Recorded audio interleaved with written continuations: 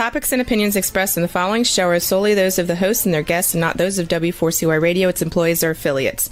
We make no recommendations or endorsements for radio show programs, services, or products mentioned on air or on our web.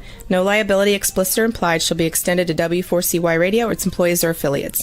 Any questions or comments should be directed to those show hosts. Thank you for choosing W4CY Radio.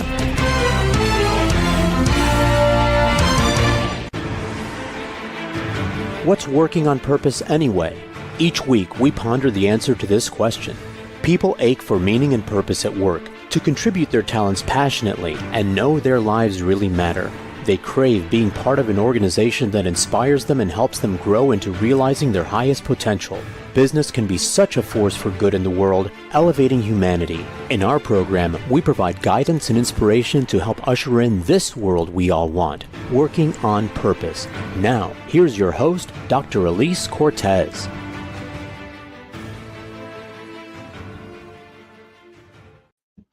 Welcome back to the Working on Purpose program. Thanks for tuning in again this week. Great to have you. This program has been brought to you with passion and pride since February of 2015. I'm your host, Dr. Elise Cortez. If we've not met before and you don't know me, I'm an organizational psychologist, management consultant, logotherapist, speaker, and author. My team and I at Gusto now help companies enliven and fortify their operations by building a dynamic, high-performance culture and inspirational leadership activated by meaning and purpose. And did you know that inspired employees outperform their satisfied peers by a factor of 2.25 to 1? In other words, inspiration is good for the bottom line. You can learn more about us and how we can work together at gusto-now.com or my personal website, elisecortez.com. Before we get into today's program, I am thrilled to announce that registration is open for a fabulous new conference for women for which I'll serve as the MC. It's called Thrive in 25, and it's a jam-packed few days in Chicago, June 25th through 28th, 2025, and it's designed to develop women as whole selves, from bolstering your mindset to your financial acumen, to leadership, to incorporating nature and art into your life to raise consciousness, and much more. Visit Thrive in 25 for information and to register. You can use my promo code GUSTO, all caps, to gain access to the free books and programs I'll be gifting registrants as well. See you there. Now, getting to today's program, we have with us today Dr. Ross Blankenship, an organizational psychologist, executive coach, and lecturer at the University of Virginia. He's the founder of the leadership coaching and consulting firm Tuesday Advisors, where he coaches a wide variety of leaders and leadership teams to improve performance, communication, and decision-making. He also advises founders and investors on leadership, assessment, and talent strategy. He's the author of Everyday Leadership, a guide to developing your mindset as a leader, which we'll be talking about today. He joins us from Birmingham, Alabama. Dr. Blankenship, welcome to Working on Purpose. Hey, thank you for having me. Absolutely. It is. It's always wonderful, as we were talking about the break before we got on. Just delight in being able to meet people that come with my podcast who I wouldn't otherwise have any reason to meet. So Welcome. Thank you. Yeah, it's fun to be here. This has been a fun treat of having written a book. It's being able to go and meet new people and learn more about the podcast world. Yeah, I want to first ask why name your company Tuesday Advisors? What a fun name. I get this question a lot, which may not surprise you. I call it an idea that was in search of some meaning. But the short answer is I had a software company from 2020 to about 2022 that was called Leader, but it was spelled Leadhr. And everybody called it Lead HR, unsurprisingly. And so when we sold the intellectual property from that and shut it down, and I was starting Tuesday Advisors, I was working with a designer and told her I needed something that nobody would ever mispronounce. And she sent me a list of words, one of which was Tuesday. And I asked her why Tuesday. She was like, every other day of the week seems to have something about it except Tuesday. So I thought maybe you could own that space. What's interesting about that though is it actually was like a precursor idea to the everyday idea. I started to think of Tuesday as, it's after the beginning, but before the end is in sight, which is when we need the most help and the most support. And that became kind of an ethos around coaching. And it was part of where the idea for Everyday Leadership, that title, came from. I'm glad I asked. So cool. Well, I often ask people because I care very much, Ross, about the world of work. I believe very strongly in the power of work to help catalyze us into our higher potential and to give us a sense of impact and fulfillment. So that's why I'm an organizational psychologist and not, for example, a clinical psychologist or anything like that. And of course, you have a background in organizational psychology and leadership as well. why choose this field? Why not accounting, architecture, or whatever else there might be out there? Yeah. The short answer there is I grew up in a family of mental health professionals. My dad trained as a neuropsychologist. But after the invention of the CAT scan machine, actually, his job was basically evaluating patients in hospitals to figure out what part of their brain had been damaged. Mhm. And the CAT scan machine does that, with computer imaging. So he went through his own kind of career disruption that way and started working with companies and did organizational consulting psychology for 40 years after that. So I knew that it was a field, which was important. My mom was a social worker and a therapist. And the thing that I say about work is growing up, the thing I heard from my parents when they came home from work was, I met the most interesting person today. Yeah. And when I graduated from university and started trying other fields, I went into insurance, I went into finance. I just found that I had almost no energy for learning the mechanics and like the trade of insurance I was on a fixed income trading floor, but I was fascinated with the people who were there and why they did what they did. And I had a place for that feeling to go, which was my parents saying, this is a field that you could go into. And then I just had to work up the nerve to go into a PhD. Yeah, I can appreciate that. My PhD was really the response to an early onset midlife crisis. That's Yeah, why I got a PhD. No affair at work, no sports car, no the trip to the quarter ashram life in India. crisis. Yeah. Yeah, it's like, let's get a PhD. But similarly, when I was doing the PhD for my dissertation, I studied meaning in work and identity. I wanted to Hmm. understand. I was placing IT people at the time, and I thought what they were doing was so interesting, right? I didn't know anything about technology, and I could see they were changing how we were communicating, getting around the world, practicing healthcare, and I wanted to know how they were connected to their work. And so I interviewed 25 IT people, and I wanted to understand, what is the relationship between meaning and work and identity for you? What does work mean to Hmm. you? How does it relate to your sense of self? Because I had people who said to me that they got into technology because they thought that it would have the greatest impact on mankind, second only to fire. And I thought, wow, if you have that Wow. kind of wind in your sails coming into, 8 o'clock in the morning, that's pretty powerful. And then other people would say things like, it doesn't matter what kind of work I do, I am going to imprint it with who I am and my values. And I thought that's a pretty big spectrum to populate there. And that's where the interest came from. But like you, same thing. It's like, this is pretty cool what these people do. I never tire of hearing what people do. Hmm. Yeah, I agree. I think my sense of it is a little bit of, I had a lot of career indecision coming up as well, which is kind of funny coming from the background I came from, with a dad who was doing career assessments. And he told me early on, like, I think you'd enjoy this. I think you should do this, but I couldn't hear it from him. Yeah. And so I think having that experience of not knowing like what should I do with my life, that question like occurred to me really, really young. And I think I really identify with people who are struggling with that question Hmm. and looking for meaning in their life. And I do think I agree that work can be an incredible place for providing meaning and pursuit and like all of the things that make it possible to kind of manifest your interests. And that is really interesting to me. I think my interest in leadership comes from the downstream effect that how we, especially in the workplace, the downstream effect of like how we interact with other people and the impact that has on their lives, Yeah. um, both in really incredibly positive and horribly negative ways. No question, Ross. And I do want to I want to finish with some of that, because I do also believe in the power and the responsibility of leading people. Um, Hmm. Before we ever get into that, though, I do want to first situate, you have a very interesting, I think, philosophy or framework through which you view leadership. I think leadership is one of those words that has become so mainstream that it doesn't really mean anything anymore. So Totally. let's talk about your philosophy, your framework here.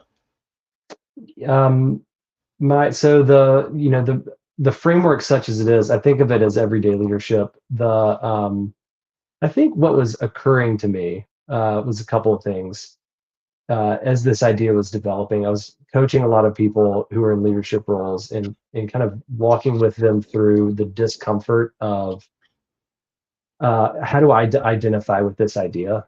And that's at every level, from people who are leading a team for the first time to people who are stepping into the CEO role for the first time to people who are stepping into a new CEO role at a different company.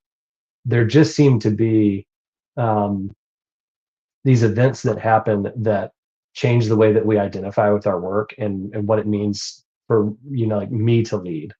And so I started thinking about, well, very practically, people would say, what should I read in this circumstance? And I found myself referring books to people, but kind of with a caveat, or saying like, read these pages or just look at the first half because the last half's about being a CEO. Or and I felt like nothing was really framing leadership up as I saw it in its like most atomic level, like getting to the atomic parts of what does it mean to lead. And so I started thinking about that and thinking about, if you start pulling away other psychological constructs from what we associate with leadership, things like authority or power, or many circumstances like money or just title. If you start taking those things away, like what's left?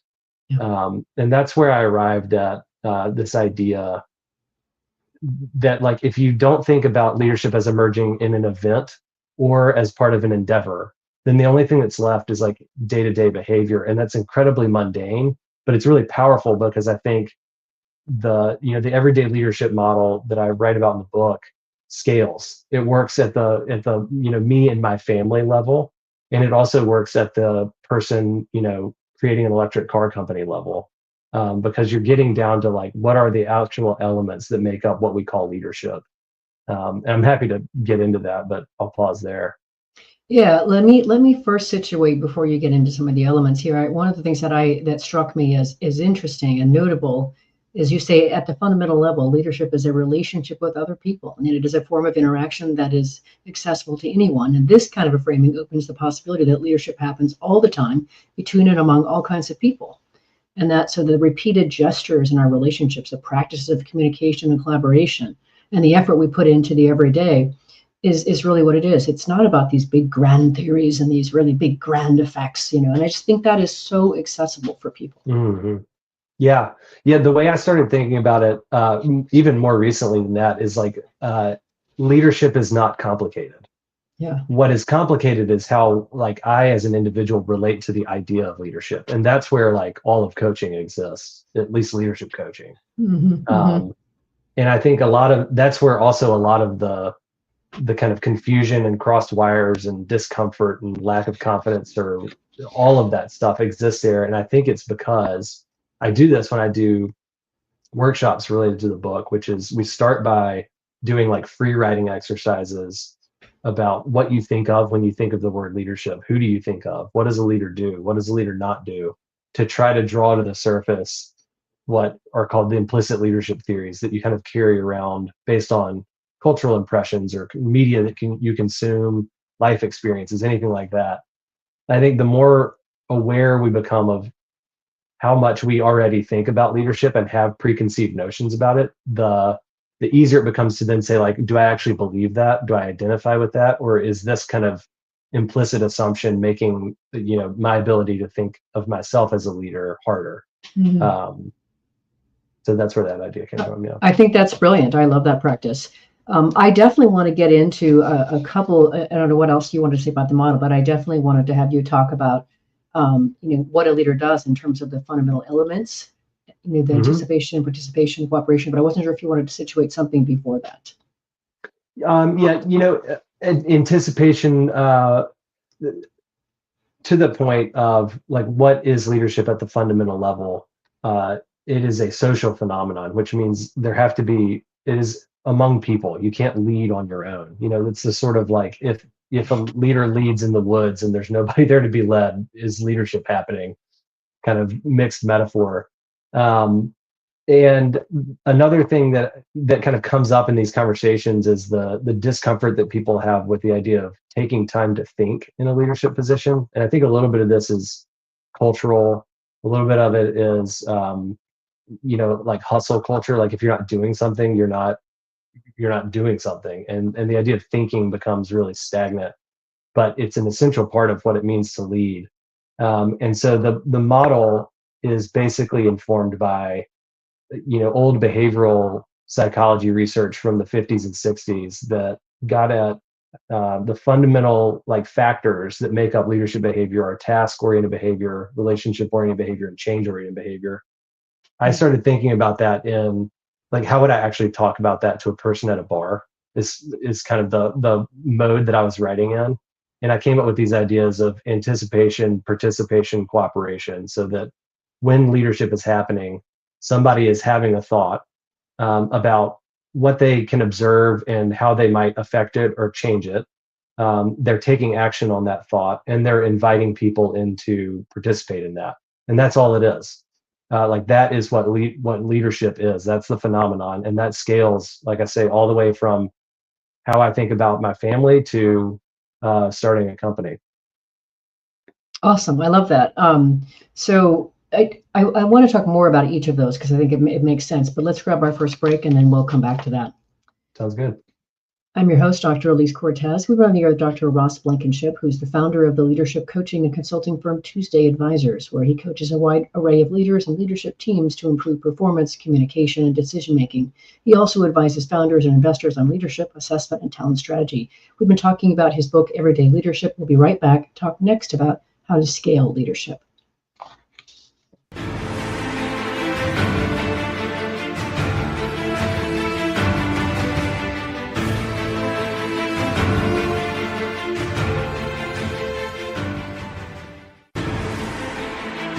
Dr. Elise Cortez is a management consultant specializing in meaning and purpose, an inspirational speaker and author. She helps companies visioneer for greater purpose among stakeholders and develop purpose-inspired leadership and meaning-infused cultures that elevate fulfillment, performance, and commitment within the workforce. To learn more or to invite Elise to speak to your organization, please visit her at elisecortez.com. Let's talk about how to get your employees working on purpose.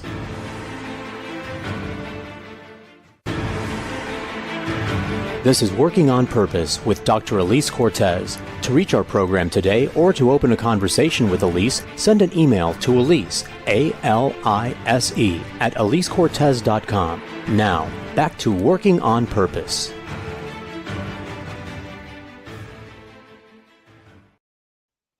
Thanks for staying with us and welcome back to Working on Purpose. I'm your host, Dr. Elise Cortez, as I am dedicated to helping create a world where people realize their potential at work, are led by inspirational leaders that help them find and contribute their greatness, and we do business that betters the world. I keep researching and writing my own books. So my last one came out in 2023. It's called The Great Revitalization, How Activating Meaning and Purpose Can Radically Enliven Your Business. I wrote it to help readers understand how much the workforce has changed, what they need and want from their work. And then I provide 22 best practices to help equip you to provide that for them in your leadership and your culture. You can learn about my books by going to Amazon or my website, elisecortez.com. If you are just joining us, my guest is Dr. Ross Blankenship, the author of Everyday Leadership, a guide to developing your mindset as a leader. So let's dive in a little bit here just to kind of help our listeners and viewers become more familiar with those three tasks of leadership that you mentioned before the break. Where do you want to start? I'm happy to just kind of pick up and chat about the model itself. Awesome. I've struggled to come up with a good slide for the model, and it only occurred to me after the last talk I gave that a good image in your mind is like a wheel with three spokes, because I think what that helps imply is that each of the three pieces of the model, anticipation, participation, and cooperation, have to be present in order for leadership to occur or to have occurred. The idea there is, anticipation is thinking. So it requires kind of observing what's going on, having a thought about how things could change, what you could do, a company you could start, it's really kind of anything. What we usually call that part of leadership is vision. Why I don't like that word is because it feels totally inaccessible to average people. I think that we all do have vision. I think it just occurs to us more as expectations or imagination or even just ideas for how things could go, what we could do. So there's that fundamental element of thinking that's required. But if all you do is think, you may just be daydreaming. you may be wondering, you may be reading. There's lots of different ways to interact with that type of behavior that's not leadership. In order for you to get to leadership, like, think about the next spoke in the wheel would be participation, which is acting. So you have to do something with the thought. If you never act on it, nothing ever happens. And I think what I like about that combo as kind of on the route to leadership but not leadership is, if you have an interesting thought and act on it, you can be writing, you can be speaking. There's a lot of things you can do there that are not leadership. um, I struggle a little bit with the idea of what thought leadership might be, because I think there are ways of thinking about, I'm writing down ideas that are in theory like drawing people in to some way of thinking about something that could change. But I think the other spoke here is cooperation, which is, you have to interact with people about your ideas. You have to, either share them, draw people in. You have to kind of convince them that it's a good idea. And the outcome of that is that you're accomplishing something that an individual can't accomplish. And like, that's when leadership has happened, or when leadership is occurring. Um, and like I've said, the reason I like that idea is because it strips away all of the things that we tend to associate with leadership, like having a big title, or in today's age, it's like having a big audience. You don't need any of that stuff to do what is leadership. You can do it in a single interaction in a day. It doesn't mean that you're always operating in that way, but it's just a way of interacting. It's a relationship that you have with other people that is kind of defined in certain ways. Hmm. I like it. It's just crisp and it is accessible. And then I don't know if your model relates the next to those behaviors you mentioned before the break, or if there's another level in there. But if you could go on to the behaviors of relationship, task, and change-oriented behavior, that would probably as well. Yeah, I think what's useful about having both language around like anticipation, participation, cooperation, and the task, relationship, and change-oriented behavior is it gives you like a footbridge into the research, and into things that you encounter in organizations like competency models, or assessments. I think it's a little bit easier to think about what is a task-oriented behavior in an organization, what's a relationship-oriented behavior, things like setting goals, giving feedback. Change-oriented behavior could be like setting a strategy. Those are the types of things that you encounter in competency models. And what I like about building that bridge is it gives people a way of, in theory at least, evaluating what am I good at, what do I prefer doing, where do I get a lot of energy, and using that to then identify, like, I may not be as good at relationship oriented behaviors, or like where I need to develop is change oriented behaviors in order to round myself out as a leader. I think it then also opens the door, importantly, for like, what should you go read? What other research should you do? Because all these books that I refer to people, I still like the books. It's just that I think it helps to have a little bit of context around like, what is leadership and how do you relate to that idea, and then identifying like, okay, what I could use some help with is how to think more strategically. And there's tons of resources about how to do that, or how to build better relationships at work, how to get along with people. There's I think it creates avenues and like development angles for people who are looking to grow. Mm-hmm. Very helpful to segment that. Now, I love the idea of situating the idea of scale. And I wasn't sure, when you talk about how leadership evolves, if you're also referring to, when we get our first supervisory job, and then we get the management job, and then we maybe get the director job or whatever. Those are all different levels. And I tend to segment or differentiate management from leadership. But if we talk about how leadership in general evolves, and I don't know if you have a perspective or a view on management versus leadership. Let's start there, I guess. That's a good question. I think I do. I don't know that it's quite as articulate as others who've written about that.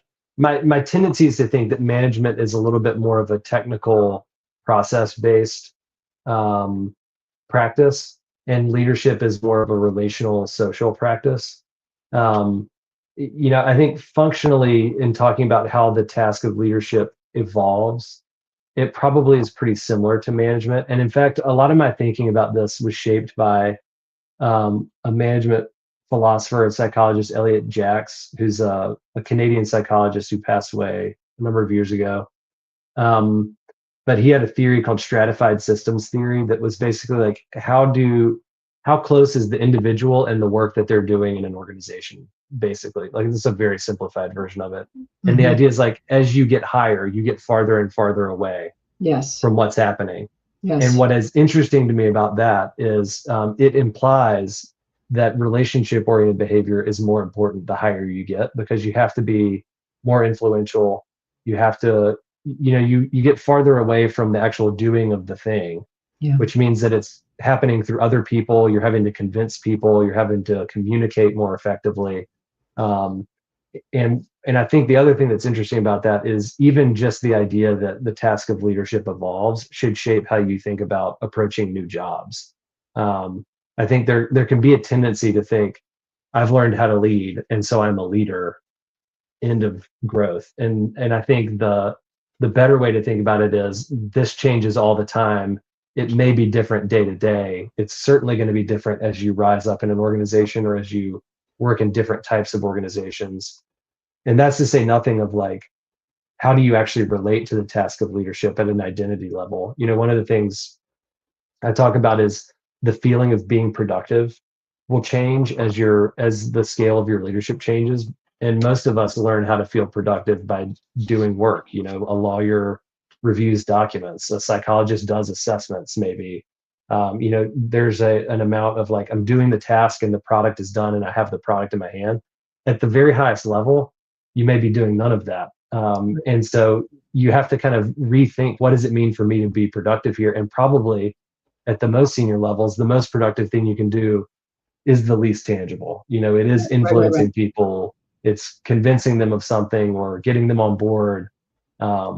So I think that kind of changing psychological nature of leadership is what interests me about that. I really like how you have elucidated that. I think that it just really does help explain. And then I think the higher you go, the better you have to be at uniting people as well, which is the influencing piece, of course.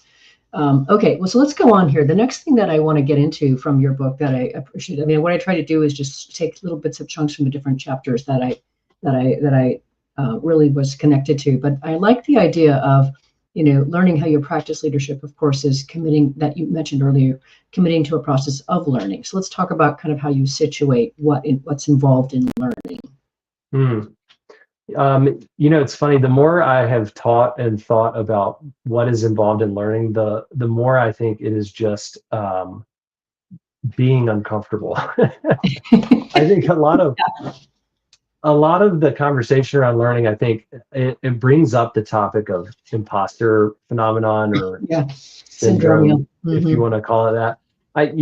I've started to even think about it just as like imposter feelings, because I think they're so common, and they're especially common among effective, successful people, which is kind of where the idea comes from, is like, you have imposter phenomenon if you are successful, but you don't feel like you belong. So there's an amount of pre-existing evidence that you're wrong that's related. And I think if you think about kind of the precursors to that feeling, to feeling like an imposter, and the feelings of learning something new, they're almost the exact same.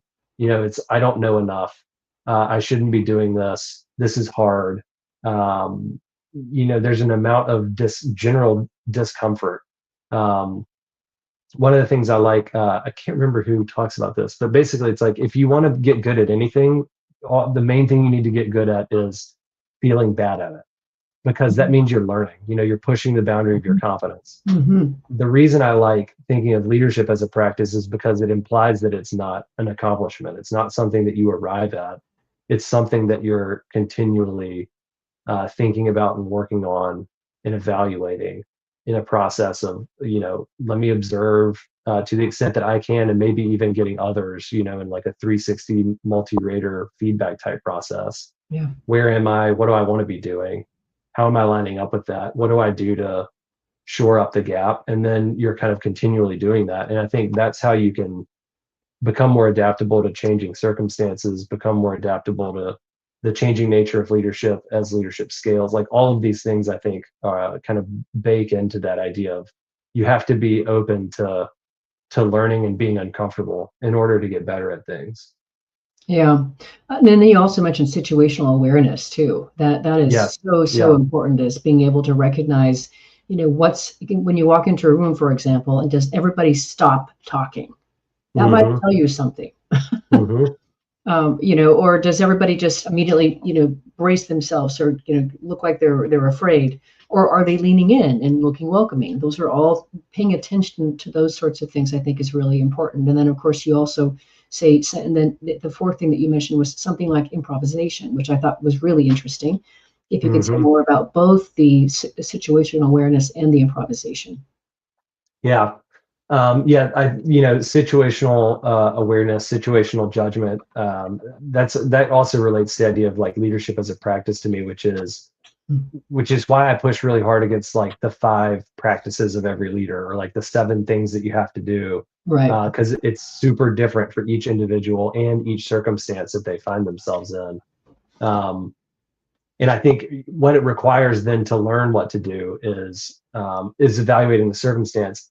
I don't know that I would say the everyday leadership model works quite like this, but I think even just thinking like, if I walk into a room and everybody like gets quiet and backs up and tense, it's like, to me, that says like what you need to do. You need to like go through your mental Rolodex of like relationship oriented behavior. Like you need to Right. connect, you Right. know?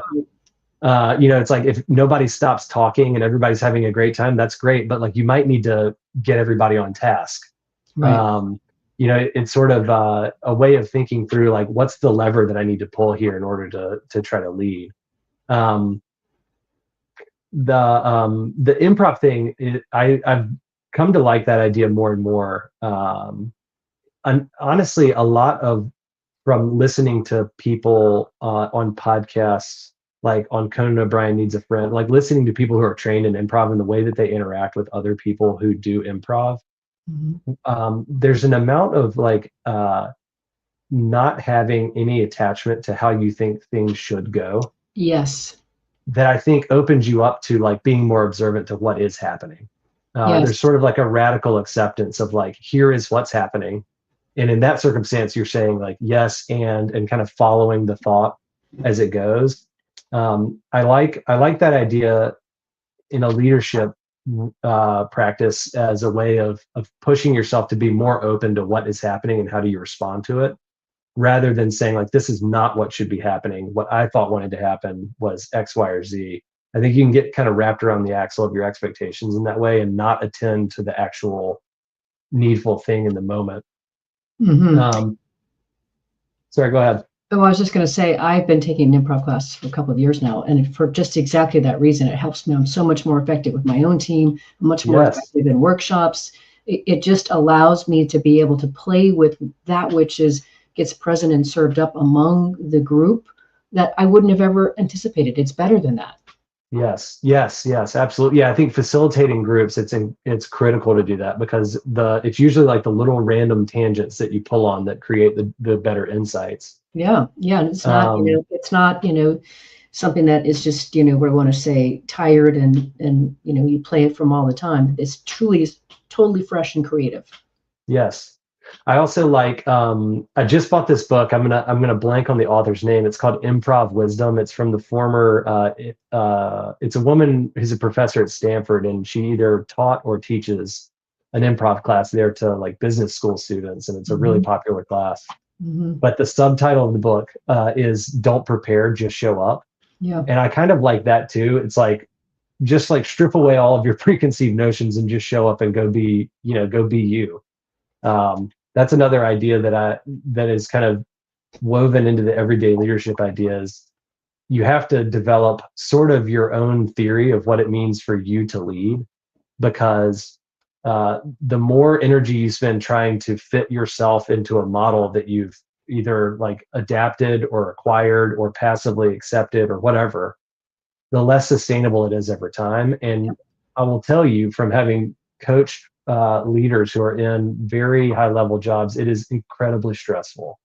And if you're wasting energy trying to do it in a way that you think it should be done rather than just how you do it, you're going to run out of energy. You're going to burn yourself out, or you're going to just do it in a way that's, it comes so unnatural that people experience that. And it makes it harder to connect. Love the conversation. Here we are. Let's grab our last break. I'm your host, Dr. Elise Cortez. We're on air with Dr. Ross Blankenship, the founder of the leadership coaching and consulting firm Tuesday Advisors, where he coaches a wide array of leaders and leadership teams to improve performance, communication, and decision-making. He also advises founders and investors on leadership, assessment, and talent strategy. We've been talking about his model and some of the elements of what he believes are the critical behaviors of leadership. After the break, we're going to dive into the idea of how attention shapes our behavior. We'll be right back.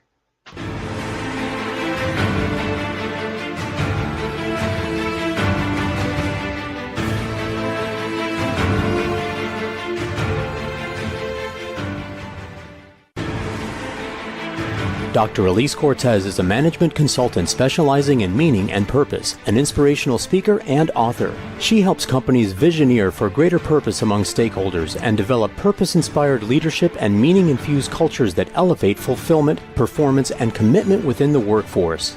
To learn more or to invite Elise to speak to your organization, please visit her at elisecortez.com. Let's talk about how to get your employees working on purpose.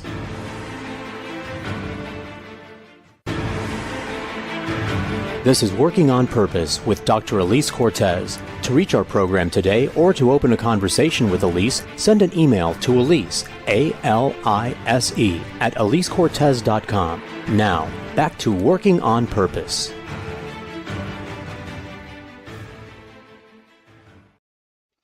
Thanks for staying with us and welcome back to Working on Purpose. I'm your host, Dr. Elise Cortez. I mentioned in the last break that my book came out, The Great Revitalization. What I did for you is I created a very simple 3-page organizational assessment that you can pull off my website, gusto-now.com, and it will help you ascertain the extent to which your current culture really meets the needs and wants of today's discerning workforce. You can find it at gusto-now.com. If you are just now joining us, my guest is Dr. Ross Blankenship, the author of Everyday Leadership, a guide to developing your mindset as a leader.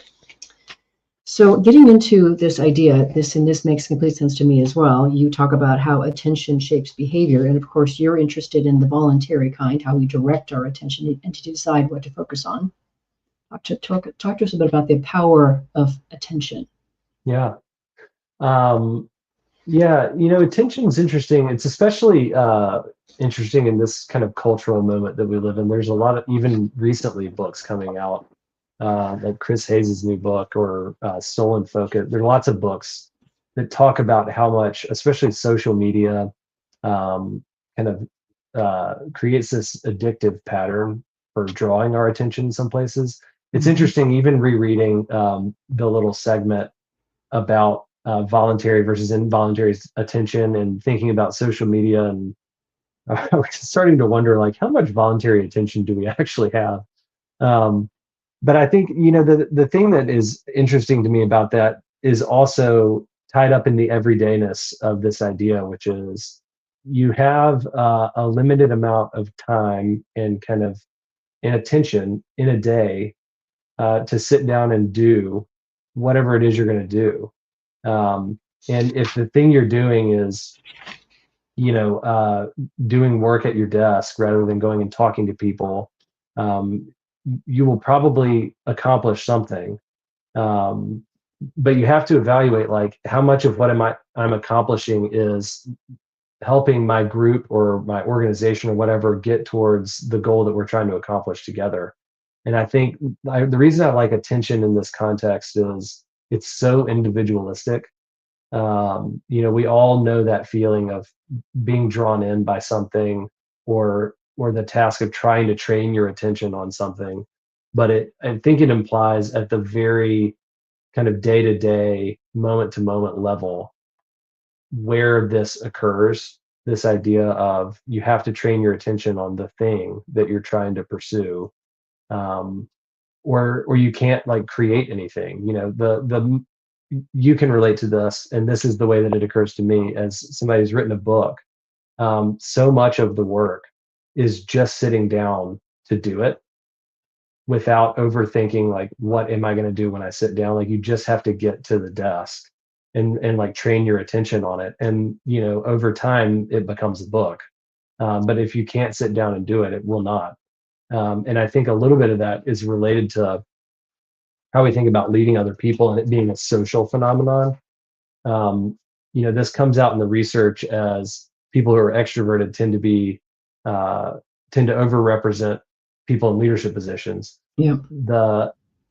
I think a little bit of that is just people who are extroverted enjoy being around other people and get energy from that. It has nothing to do with being extroverted, meaning that you're a better leader. Yeah. But I think what's helpful in thinking about that in this context is, if being around people and having conversations all the time is exhausting and you don't enjoy it, then leading in some circumstances is going to be exhausting and you won't enjoy it. And so I think, the more that you can boil down, like, what is the actual task and what am I trying to accomplish related to what do I want to attend to during the day, it can be a really helpful way, I think, of directing your energy in a way that will help you be either kind of productive in a way that you want to be in order to accomplish what you're trying to accomplish or not. Mm-hmm. And I think we can extend this conversation about attention here in terms of what are you trying to accomplish. I really like your three frames of pragmatic, strategic, and existential. We've got to talk about those, Ross. Mm-hmm. And so this is a model that I call thinking in frames. I think this kind of emerged out of helping people think through career decisions, where so at the fundamental kind of day-to-day level, there's the pragmatic level. I think of the strategic level as kind of the next level up, how am I thinking about the future? And that can be anywhere from tomorrow to 3 years from now plus. And then the existential is kind of the broadest, basically, like, what does my life mean? What do I want it to mean? How do I want to spend my time on Earth? Getting out into the broadest possible philosophical context of, like, what does it mean to be a person? What does it mean to know things? In, like, a more pragmatic way, in a more kind of academic way, I think of this as an approach to coaching that is basically like cognitive behavioral coaching with an existential wrapper, because I think cognitive behavioral methods can be incredibly powerful and useful, and they all have a limit. If you get all the way out to the edge of, like, what you can think and do and feel, inevitably you encounter things like theology and spirituality and questions about what does any of this mean. You can help somebody be incredibly successful in their profession, and frequently what happens is, if they achieve a very tangible goal that they've been pursuing for a long time, it is either a relief because they've been after it for so long. There's research about Olympians don't feel joy typically; they feel relief when they win a medal, and it lasts, a couple of days. There's an article, I think it was in the New Yorker, about like the therapist to the stars, who said, I typically don't hear from my Oscar winner clients for about 3 weeks. But it wears off, and then you realize, like, oh, achieving that didn't change, like, how I feel about things, or the fact that I'm still me. And those questions are all existential questions. They are not, you can't quite get at them, I think, in the same kind of cognitive behavioral way. So this thinking in frames idea is, how do you shift from the very pragmatic, what can I do today? What do I have control over, to the extent that I have control over things? The strategic level then is, like, what am I willing to do today in order to make something happen in the future? Yep. So that could be, I'm going to go to business school because it's going to set me up 2 years from now to be able to do, consulting or something. And then the existential level is, and how do I want to spend my time? What does it mean to be a person? What do I want to accomplish in my life, not just in my profession? And the kind of method there is not planting yourself in any one of those frames, but it's cycling through them. So a really simple example could be, I'm going to change jobs to get a raise. At the pragmatic level, you might say, like, we need more money to support our family.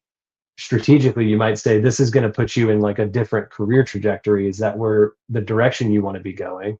And existentially, you might say it's going to require a lot more time. And what I really want to do is spend time with my family.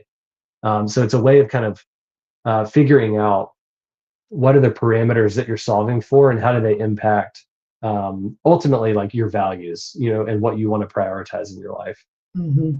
Really like that. Again, very accessible.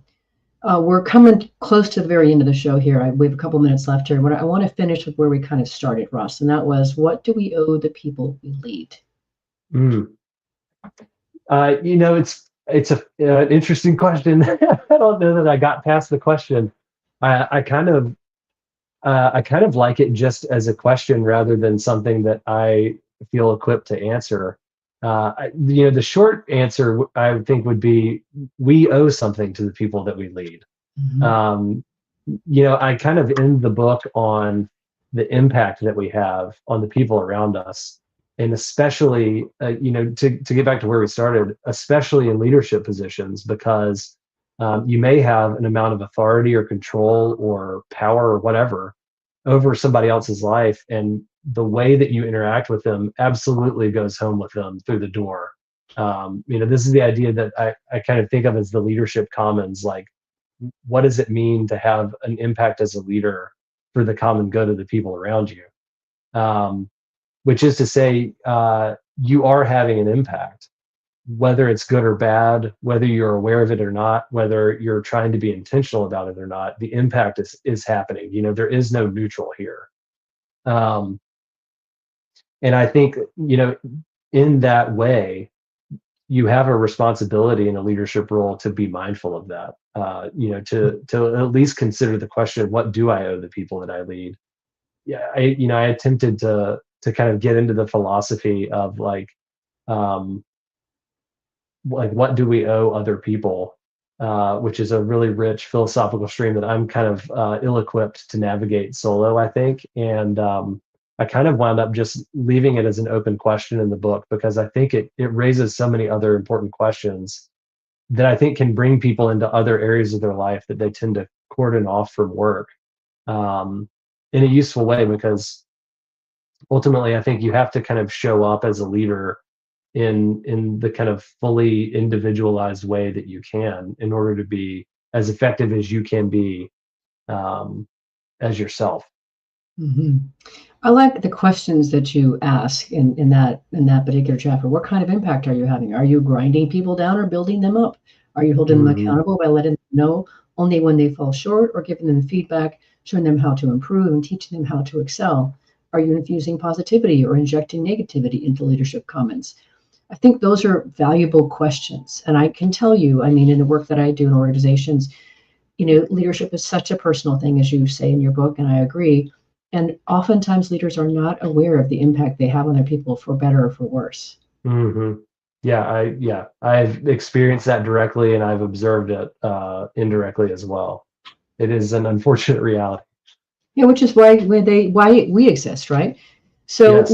we've come to the end of the show here, Ross. This shows us my people around the world that care about improving their own connection to their work, becoming a better leader, and trying to build organizations that really are doing things that better the world. What would you like to leave them with?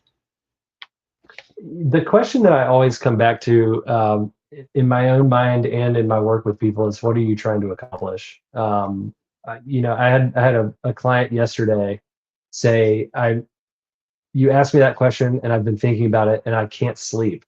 Because if you really ask yourself the question, I think there's an easy answer, like, I'm trying to grow my company, but if you really ask it at the broadest possible level, zoom all the way out to the existential level, like, what are you trying to accomplish?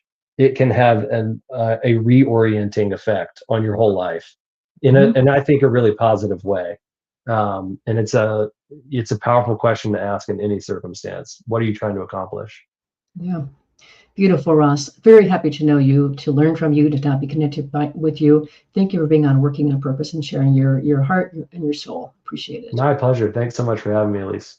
Very, very welcome. Listeners and viewers, you're gonna learn more about Dr. Ross Blankenship, the work he does at Tuesday Advisors, and his books. You can start by visiting a couple sites. His personal site is rossblankenship.io. So Blankenship, Blankenship, rossblankenship.io, or his company site, tuesdayadvisors.com. Last week, if you missed the live show, you can always catch it via recorded podcast. We were on air with Monica Mitchell, who has built a 30-year career at AT&T, where she has moved 7 times. Today, she leads an organization of 120 employees and manages a $3 billion software development portfolio. We talked about how the workforce has changed in the last few years and how we can design a workplace that meets the needs and wants of today and tomorrow's workforce. Next week, we'll be on the air with Toneel Miller talking about her book, The Flourishing Effect, Unlocking Employee Thriving and High Performance as Your Competitive Advantage. See you there. Remember that work is one of the best adventures and means of realizing our potential and making the impact we crave, and can give us the opportunity to do business in a way that betters the world. So let's work on purpose. We hope you've enjoyed this week's program. Be sure to tune in to Working on Purpose, featuring your host, Dr. Elise Cortez, each week on W4CY. Together, we'll create a world where business operates conscientiously, leadership inspires impassioned performance, and employees are fulfilled in work that provides the meaning and purpose they crave. See you there. Let's work on purpose.